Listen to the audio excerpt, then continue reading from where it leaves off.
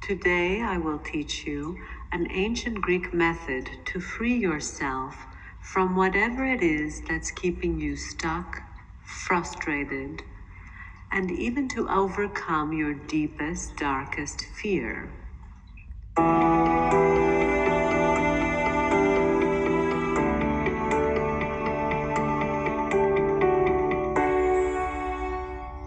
But first I will tell you a story. It is from Greek mythology. It is the story of how the hero Theseus escaped from the labyrinth of a terrifying Minotaur. A long, long time ago, Queen Pasiphae slept with a bull sent by the god of gods, Zeus, and gave birth to a Minotaur, a creature half man, half bull.